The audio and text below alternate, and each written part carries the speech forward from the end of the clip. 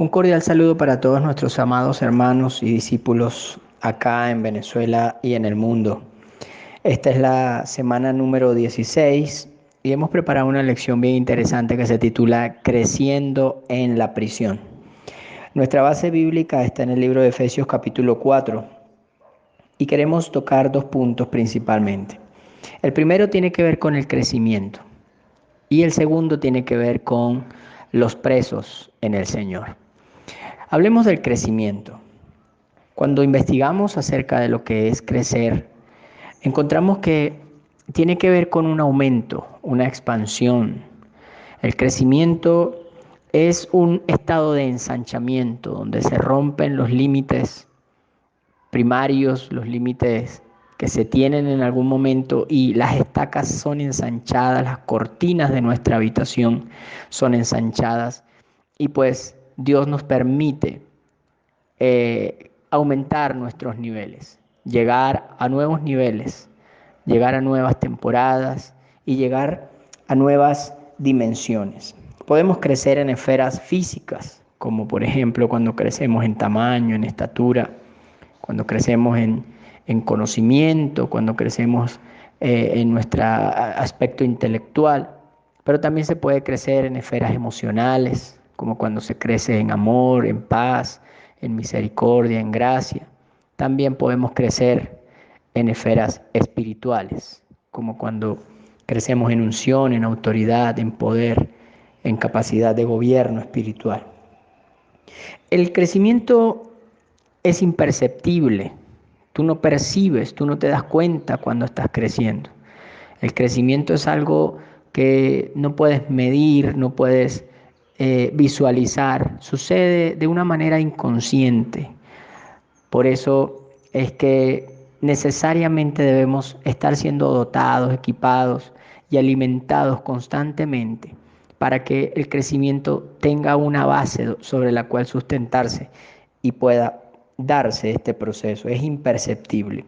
Y lo otro es que el crecimiento es gradual. Crecemos constantemente. Es un proceso que se da gradualmente. Gradualmente vamos de aumento en aumento, como dice la palabra, de gloria en gloria, de triunfo en triunfo. Fuimos llamados por Dios para crecer. Donde quiera que Dios está, hay crecimiento, se produce expansión. Ahora bien, crecemos en algunas áreas importantes y quiero mencionártelas. Crecemos en primer lugar en tamaño. Esto tiene que ver con estatura espiritual. El creyente crece de una manera espiritual a medida que su estatura, su envergadura espiritual va creciendo. La Biblia dice que Dios anhela que nosotros crezcamos a la medida de la estatura de la plenitud de Cristo. Tú has sido llamado por Dios para crecer en tamaño. Tu medida espiritual debe ser mucho mayor cuando termine la cuarentena que antes de ella. Cuando termine el 2020 que en el 2019. Hemos sido llamados por Dios a evolucionar y a romper nuestros límites de estatura espiritual. Número 2, crecemos en cantidad. La cantidad tiene que ser en multiplicación. Tú tienes que multiplicarte en otras personas. Lo que estás recibiendo de parte de Dios, toda instrucción, todo equipamiento, toda formación, tú tienes que reproducirla y tienes que multiplicarla en otros. Hacer discípulos es nuestro llamado primario como iglesia. El Señor dijo, vayan y hagan discípulos, multiplíquense. Multipliquen lo mejor de ustedes en otros. Eso es crecimiento en cantidad. Es la expansión numérica del reino de Dios.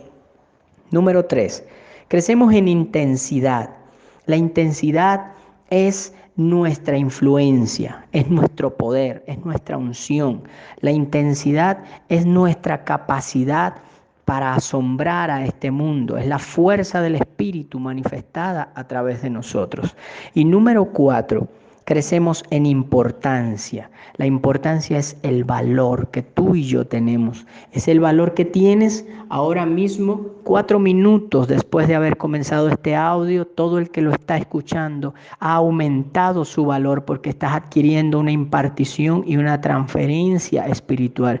Estoy transfiriendo unción a través de una palabra de revelación que está siendo implantada en tu espíritu, muy profundo, en la fibra de tus genes espirituales, y que te está agregando valor. Ahora mismo, 5 minutos después, vales mucho más de lo que valías hace un momento atrás. El valor de tu espíritu se acrecentó, es decir, entraste en un proceso de crecimiento. La Biblia dice en 1 Corintios capítulo 3, verso 6, que Dios es quien produce el crecimiento. Allí dice, yo planté, Apolos regó, pero Dios es quien da el crecimiento. De modo que ni el que planta es algo, ni el que riega, sino Dios quien da el crecimiento. Hay una fase allí de 3 etapas, donde el apóstol Pablo dice, el plantío es una cosa, el regadío es otra cosa, o el riego es otra cosa, y el crecimiento es otra cosa. Escuche, Pablo es el que planta.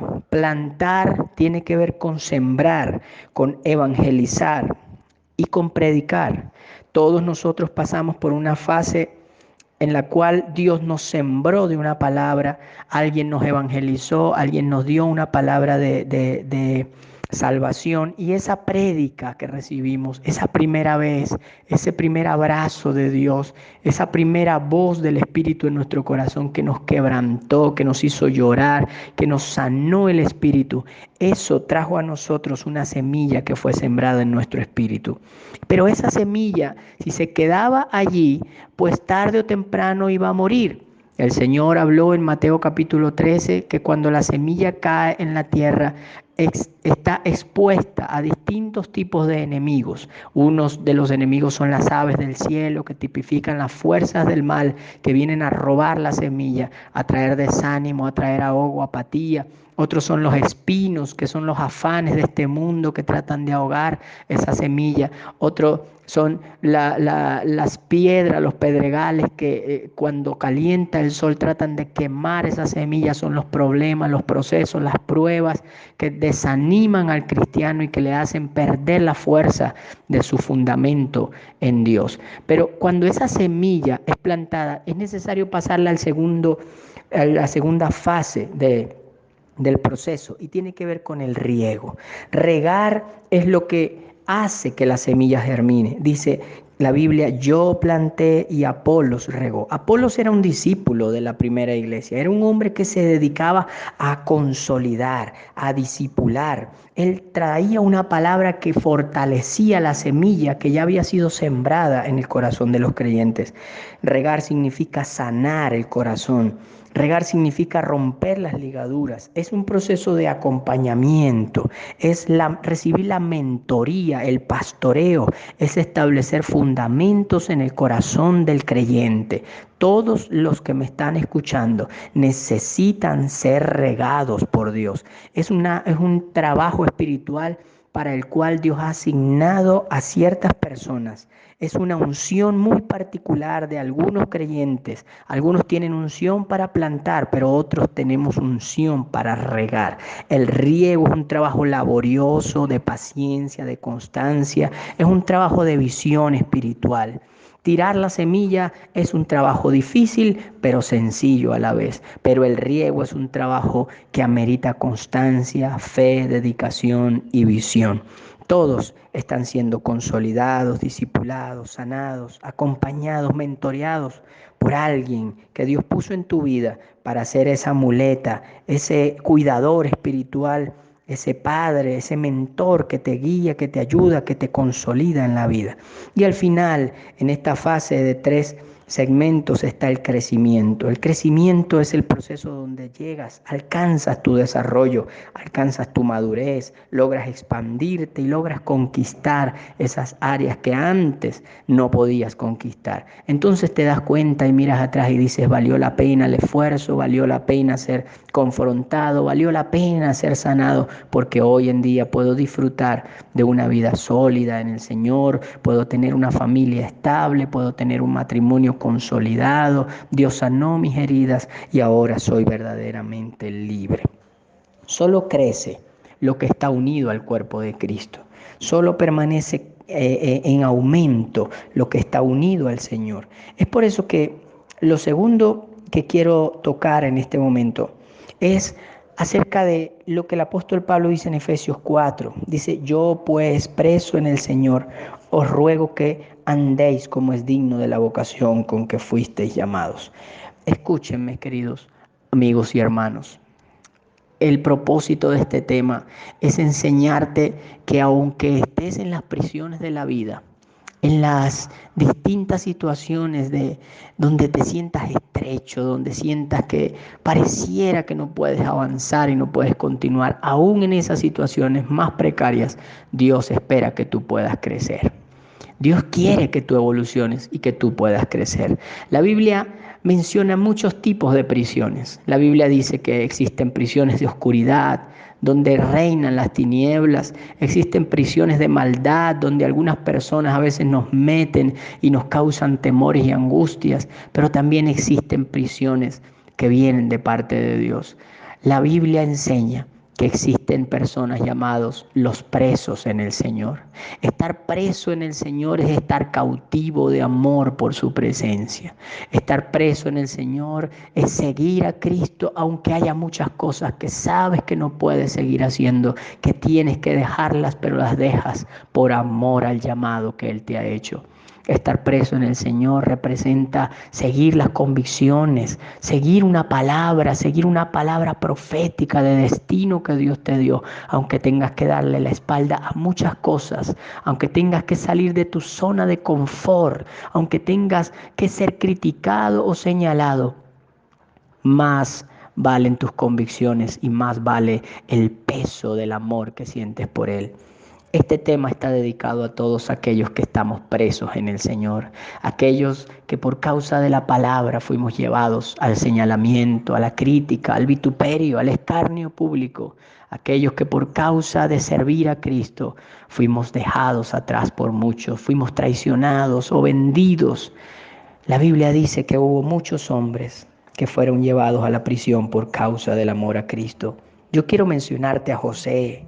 En Génesis 39, verso 21 al 23, dice que Josué fue llevado a la prisión, pero la prisión fue el lugar donde él creció su liderazgo, se convirtió en un experto para interpretar sueños. La prisión maduró el carácter de José, la prisión lo hizo un hombre fuerte, lo hizo madurar espiritualmente. Quiero mencionarte a Pablo y a Silas, allá en el libro de Hechos, capítulo 16, verso 25 al 26. Dice la Biblia que estando en la prisión oraban, intercedían ardientemente y mientras lo hacían cantaban en el fuego del Espíritu y hubo un terremoto que rompió sus cadenas.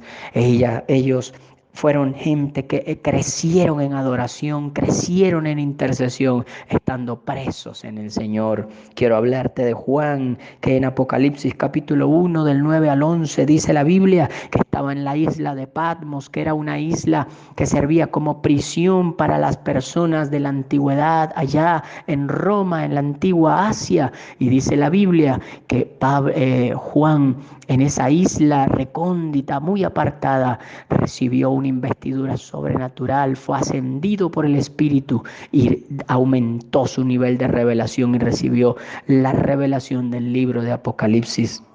Estar preso en el Señor, querido hermano, no significa que te quedes estancado, significa que puedes crecer y evolucionar. Esta situación que estamos viviendo no es para que la gente se muera espiritualmente, es para que crezcamos, es para que explotemos nuestros potenciales, es para que desatemos mayores niveles de unción, es para que activemos el poder de ese dunamis de Dios en nuestra vida, el poder explosivo del reino de Dios en nuestra naturaleza espiritual. Quiero mencionarte 5 cosas que son interesantes para que tú puedas crecer en la prisión.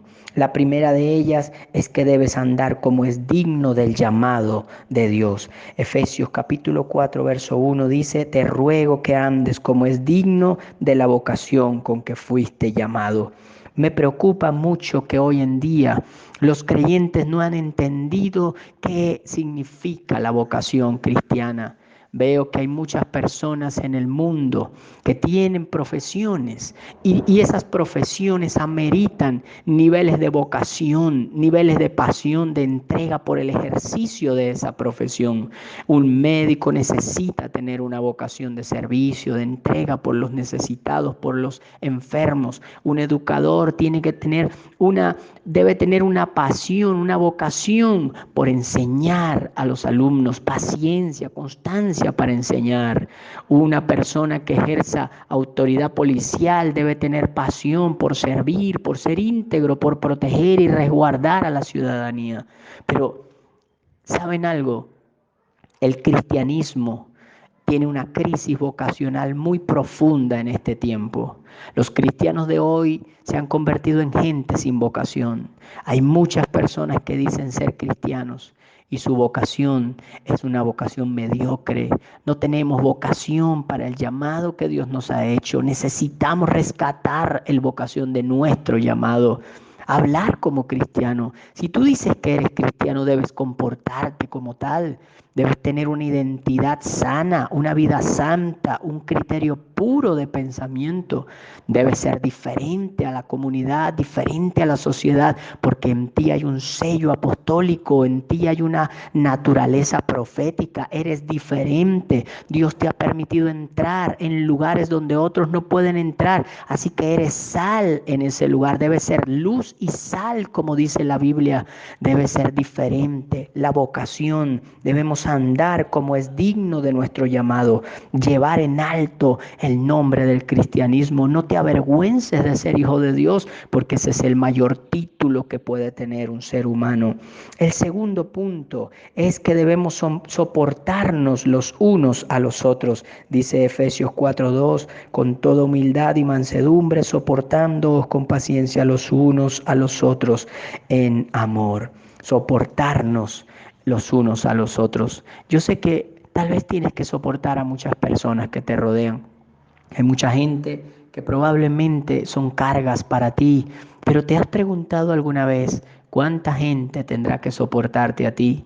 ¿Cuántas personas tienen que lidiar con tus malas crianzas, con tus malas mañas y malos hábitos?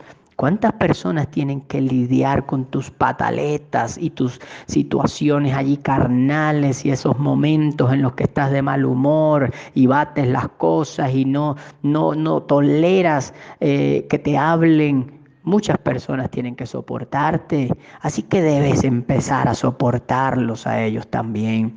Soportaos los unos a los otros en amor. Este es un momento en el que nos ha tocado estar en casa y tenemos que lidiar con familiares, con hijos, con parejas, pero todos estamos lidiando los unos con los otros. Hay que aumentar los niveles de tolerancia, de respeto, de paciencia.